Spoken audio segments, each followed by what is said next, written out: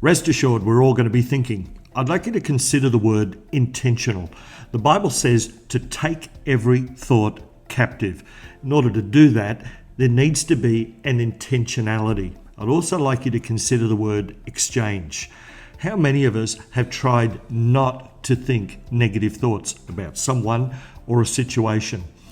It really does take an intentional decision not to do that. And yet, without the law of exchange, it just simply becomes too difficult. The idea is that you take a thought captive and you exchange it with another thought. The Bible says, finally, my brethren, this is in Philippians chapter 4, verse 8. Finally, my brethren, whatever things are true, whatever things are noble, whatever things are just, whatever things are pure, whatever things are lovely, whatever things are of good report, if there is any virtue, and if there is anything praiseworthy, meditate on these things. Think on these things. Some people will say, oh, my feelings really, are all over the place, and I can't stop thinking the wrong way. Thoughts determine so much of what we do. Thoughts and feelings are connected, and yet our feelings are not there to determine our life. Our thinking is. The Bible says where your treasure is, there your heart will be also.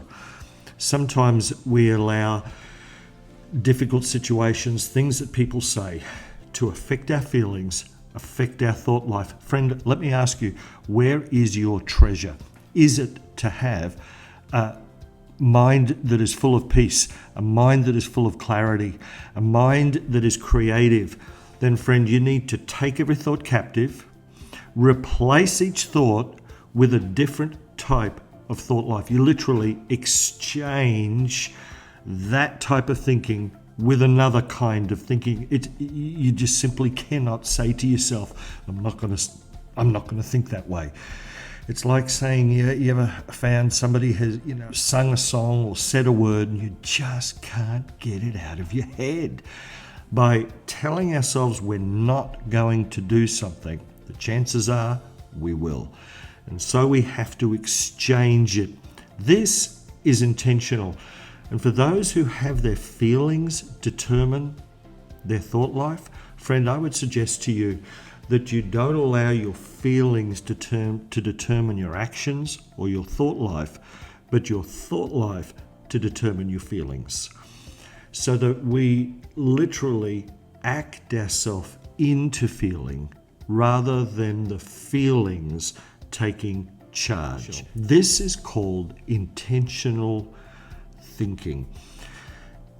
We often have, it's like a recorder on a loop going through our mind of circumstances, situations, worries that keep rattling around in our head.